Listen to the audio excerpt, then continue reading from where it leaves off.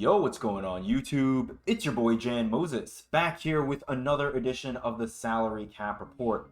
Recording this one on Friday, February the 28th, which means I don't have salary changes to report to you guys today. That'll hopefully come in a video sometime this weekend, ideally sometime on Saturday. Usually whenever I upload Salary Cap Report episodes on a weekend, it is on Saturday mornings when 2K changes the salaries of our players so that I can review them, and then hopefully you guys, once you wake up and you see the video, or at whatever point you guys see the video, you guys will be able to hopefully, even if you don't look at the salary change that I review, at the very least just be reminded that you have to take a look at your lineup and adjust some of your players potentially, because some of their salaries might have been adjusted. I feel like we're due for an inflation of salaries. The last couple of salary changes, for the most part, we've seen our players' salaries come down, and then on Tuesday we saw some of our players' salaries finally go up, probably because it's the beginning of the new season. Usually towards the end of the season, primarily during that final week of a season, we see our players' salaries come down. Like at the end of season 4, a lot of the cards that I was not able to run because their salaries were really high, like Diamond Dyson Daniels went down to 2,500 and then 2,000 salary. He's already back up to 3,000 salary, and I would not be shocked if he goes up to 4,000 or even 5,000 salary when the update hits MyTeam tomorrow. So we'll talk about all that stuff in the video whenever I drop it over the weekend, but I wanted to make this video covering some of these inevitable players because this set is really interesting to me, especially from a salary cap perspective. I know the initial feedback from a lot of people who were sharing their opinions on Reddit this morning when 2KDB updated with the players in the set. The people weren't really all that excited about the players in this set outside of the Dark Matters and the 100 overall Michael Jordan, which I get. I mean, Drazen Petrovic and Rudy Gobert, kind of mid, and that's putting it politely when it comes to Galaxy Opals in a drop. OG Anunoby, I'm personally really excited for because I'm a Knicks fan, but I also think if you're able to get him, he's going to be so good for you defensively. How much is OG going for? If he becomes a buy now, which it looks like he may already be, he's a card I may try to potentially work the auction house for and get for a decent price, maybe with a bid snipe tonight. Is there not a bid on him? Maybe he's a buy now. I don't know. I just got home from work a short while ago. But none of those three opals that I mentioned are the opals I want to talk about in this video. And yes, we're not just going to be talking about amethyst and diamond players in this video, because I think there are two players from this set that are above the diamond tier that are really worth talking about, and that's because they have a dynamic duo which is not publicized on 2KDB. And those two players that have that dynamic duo are Lauri Markkanen, his Galaxy Opal card, and this pink diamond Kobe White. Now, I'm still waiting to find more information on these cards. I don't have either of them yet, but depending on how good the dynamic duo boost is, I want to pick them up, and I think the smart move may be to buy these cards early, invest in them early while the information may not be out there to everyone that they have a dynamic duo, because from what I've seen on Twitter, this one guy, shout out Brian Marks on Twitter, shared a screenshot of the back of his Lauri Markkanen Dark Matter card and his Kobe White card. Kobe White and Lauri Markkanen become Dark Matters. I apologize. Lauri Markkanen is a Galaxy Opal, but when they are in the same lineup, they both become Dark Matter cards. Lauri Markkanen's interior defense goes up to a 93. Offensive rebound and defensive rebound goes up to a 94. And then his speed and speed with ball go up to an 87 right now. So that's a +5 to the rebounding, +2 to both speed and speed with ball, and then interior defense a +4, which is really, really nice. I mean, as a small forward too, I don't know what Lauri's jumper is like, but I definitely want to pick him up, especially because I feel like he's going to be a buy now somewhat soon. We're already seeing people putting bids on him. I mean, when I was looking earlier today, he was ending at around like 110. Maybe now more people are kind of catching on to that dynamic duo being a thing. Why is this one 90k and this one 120 and the other one 124? Anyways, I'm not worried about that right now. I would look into getting these cards if you can. Kobe White, you can probably get him for like 7 to 8k. I think I saw him for earlier today. He'll probably be closer to like 6 or 7K later on. Although I feel like people are going to be wanting to buy him because of that dynamic duo, so maybe his price will stay closer to 8 to 9K. Who knows? But if you can, I think for salary cap, these two cards could be a lot of fun, especially if Lauri Markkanen doesn't go too much higher than 8,500 salary. If I had to guess, though, he'll probably go up to 10K. So you're going to have to decide if you're going to want to use, Lauri Markkanen and Kobe White in salary cap this season. I personally think these are cards that you pick up and you hold on to until next season of salary cap, because I'm assuming we're going to see a much greater increase to our team salary than what we had this season, where we only went up by 500 salary from season 4 to season 5. I would expect a much more bold jump in salary, which may mean that you're going to be able to run two cards that add up to 15,000 salary, because you're going to have another 10K salary to mess around with. And if that's the case, you'll be able to run two cards that are going to be statted like Dark Matters in your lineup. So yeah, Kobe White and Lauri Markkanen, just keep an eye on their price. I know I will be doing the same.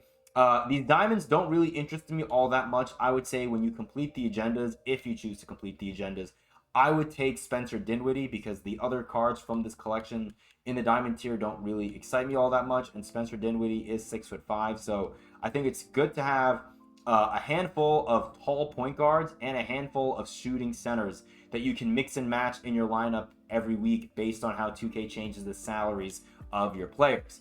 Donyell Marshall is also kind of interesting, I guess. I'm between these two players, but honestly, you could always just pick Donyell Marshall and then just buy Dinwiddie for like 2K. A lot of these diamonds and amethysts are all dirt cheap, so that's why I want to talk to you guys about this now, because I don't know what the market's going to look like tomorrow when people aren't ripping as many packs. I personally think all these cards outside of maybe Rob Dillingham are worth picking up, and if you like Rob Dillingham's jumper, then I would pick him up as well. Also, Iguodaro, he's a 7-foot center who's elite defensively. I think he has a 68 three-pointer, so not sure how good that's going to be. But what's incredible about this card is his speed. 93 speed is absolutely insane on this card. Defensively, he looks like an absolute menace. It's going to come down to that jumper. I think back to when I had Sapphire, Purvis Ellison, who had like a 60-something three-pointer, but his jumper was so butter that if I timed it right, I was able to green with him consistently in the corners. If this card has a shot like that, because he's only an amethyst, he may not go much higher than 1,500 salary, and I think that could be an absolute steal for you to have that kind of speed and defensive presence at the center position. But if you don't want him, there's another really good center, in my opinion, in Quinton Post, who has Hall of Fame, limitless range, and set shot specialist as a 7-footer, 93 speed. He's not going to give you that defensive versatility and impact that Oso Iguodaro is going to give you, but I think he's going to be able to hold his own. It really depends on what you need from your center. Like, I think if I needed to start one of these guys, I'd probably start Quinton Post, just because I like to have, a center that I could run the pick and pop with. And usually whenever I play online and my opponents off-ball me in salary cap, they usually off-ball off of my center, and so I'd like to be able to punish them more. I think I'd be able to do that with Quinton Post more so than with Iguodaro and his 68 three-pointer. Jared Vanderbilt's going to be a really good defensive wing. I do wish that he came with Hall of Fame on-ball menace, but post lockdown and physical finisher are fine. Don't love the Hall of Fame badges, but not a bad card, and he's 6'8"? Yes, 6'8". You can run him at small forward. Not bad. Quentin Grimes, to me, really interesting card. I love that he comes with Hall of Fame Deadeye. Also kind of wish that he came with some, Hall of Fame defensive badges, or at least one of them. I never thought Quentin Grimes was like the most talented when it came to, finishing around the rim, but I thought defensively for the Knicks, he was always really solid. Before the Knicks traded him, he was their primary point of attack defender. Hopefully he at least has gold on ball menace. He's gold immovable. Yeah, okay. I mean, I picked up this card and I got a hollow version of him just because, once a Knick, always a Knick. Love Quentin Grimes. And then GG Jackson, I ended up picking him up just because a 6'9" small forward. He's going to be a lot of fun to run with. If I had to pick between GG and Jared Vanderbilt, I'd probably run with GG just because he's a little taller, I think a little more athletic. He's going to be a little more offensive oriented as well, if that's what you're looking for from your small forward. But a lot of good height with all these players, and a lot of nice badges and ratings. I mean, this Also, Iguodaro cards are the most interesting. I can't wait to take him into shoot around and try out that jumper a little bit later on. We could even do that in this video, actually. Why don't we do that? Because if I take you guys to my auction outcomes right now, let me also make sure that I am recording. Looks like we are. What's going on YouTube? Hopefully the mic is working. I still have PTSD from that one video where I thought it was working and it was not. Here are my auction outcomes. Forgot to mention, we added a couple of other cards during the Super Pack market crash on Tuesday. I just wanted to add a couple of diamonds. I was kind of busy this week with work and just being really, really sick, unfortunately.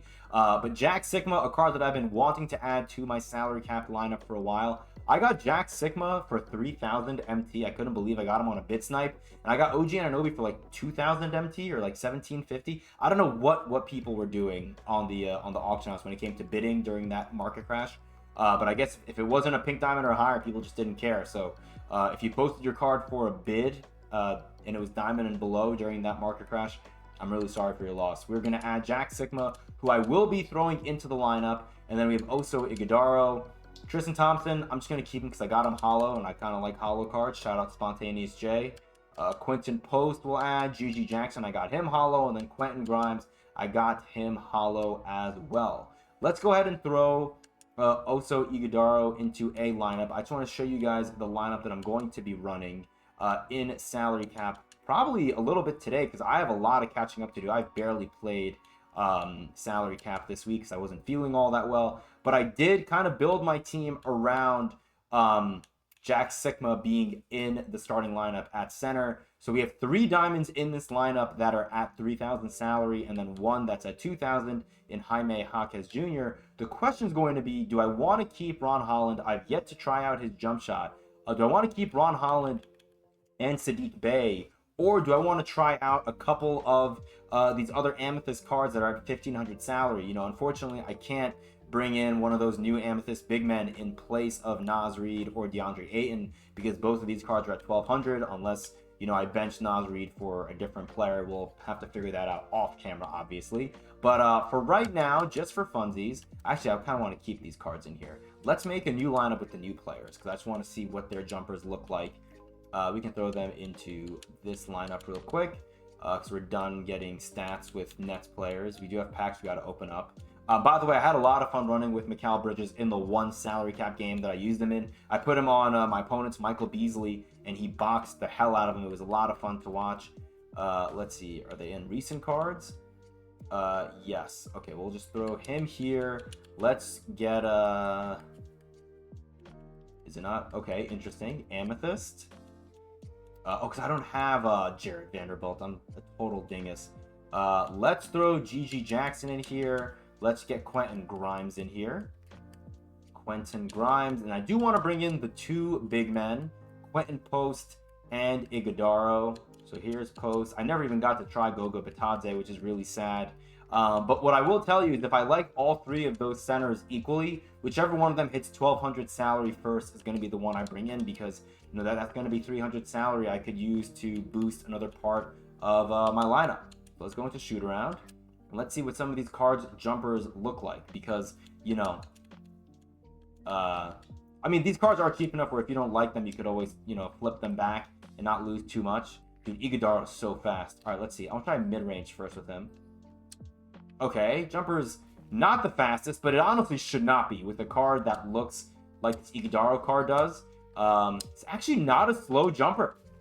Somewhat easy to green. Okay.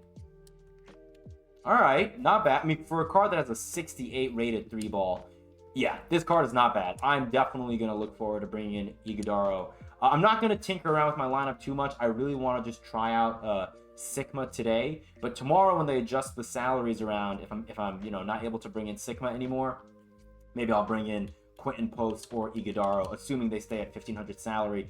This is what I want to see hot zone wise from Quentin Post, because if you bring in Quentin Post and his jumper does feel maybe a little bit slower than Iguodaro's, but also not a hard jump shot to time, which I like. I actually prefer the jumpers that are a tad bit slower online because of the latency. I find it easier to green. I mean, Hall of Fame limitless range on this card is going to be incredible. So yeah, this card has a pretty decent jumper actually as well. which is pretty horrifying. Let's see what Quentin Grimes has a cold zone. That's unbelievable. They're hating on my guy, Quentin. Oh my god, that jumper is so slow. Holy moly. Okay, Quentin Grimes is an absolute L. I'll be keeping this card because he's a, he's a Knicks player, but that jumper is absolutely atrocious. Yeah, wow. Yeah, this is why Dallas traded him. Right, was it Dallas? I forget what team he was on. Okay, who was the last person I wanted to try? I guess we'll try Gigi Jackson. I'll try Rod Holland out later. Let's see what Gigi's jumper is like, because if his jumper is nice, he is 6'9". Oh, that jumper's fast on Gigi. Wow. Okay, that jumper's really fast. Okay, yeah, this is a jumper I would struggle with online for sure. I mean, I can't even green with him right now in freestyle. That jumper is very fast, which for some of you guys may work, but for someone like me, yeah, that's not going to work. Not going to work at all. All right, I don't want to make this video much longer than it already is. I do have packs that I want to open up. We got a number of packs from grinding out agendas and from playing the game. We're going to be opening up these packs. I want to open up tomorrow. Maybe I'll open up the inevitable ones now, and I'll open up the rest of these, the other two, tomorrow. So let's get this inevitable deluxe pack out of the way. Can 2K bless up? Can we get a card that's above the amethyst tier? No, but we get an amethyst that we don't have. So is this Jared Vanderbilt, or is it going to be Rob Dillingham? I'm cool with either, but I'd prefer Vanderbilt just to give me another forward. And this is going to be Rob Dillingham, which is cool. Totally cool with Rob Dillingham, because that's another card I don't have to buy. Because I think every week I plan on buying all of these amethyst cards because they just look to be really good. And for their price point, they're so cheap. You really can't go wrong. All right, inevitable option pack. I'm assuming these are going to just be 6 diamonds once again. Really wish 2K would give us a chance at getting higher tier cards, but they don't seem to really want to do that for us, which is really unfortunate because all of these cards are kind of trash. I'm going to keep the Tristan Thompson card that I currently have because he's hollow. So then that leaves us to Danielle Marshall, who may be a fine card to run with. I'll probably pick him up. I've seen more Spencer Dinwiddie's for cheap than I've seen. 82 speed is awful. Holy moly. Okay, what's the speed on Dinwiddie? Dinwiddie 91.3. Okay, we'll take Dinwiddie. Yeah, man. I'm not going to take Danielle Marshall. Yeah, we need to get better packs, 2K. Make these agenda packs on Fridays better. The agendas are a little more time consuming than they are on Tuesdays, although this heroic one on this past Tuesday was a little annoying to do. We need to get better rewards. I don't want to have diamonds on Fridays, and then we're going to more than likely get diamonds or a pink diamond from a pretty bad collection on Tuesdays. We need better content to grind for, 2K. Come on. All right, well, that's all I got for you guys for now. We'll open up these other 2 packs in the salary cap report episode tomorrow. But just so you see, once again, this is the squad that we're going to be running with. As of right now, we'll see if we adjust these 2 amethysts here, Ron Holland and Sadiq Bey at all. This lineup actually could work too, but I don't know if I want to run this lineup. I kind of want to run with the new players to see if I like them. So, yeah, appreciate you guys. Hope you guys enjoyed the video. And until next time, I'll see you later.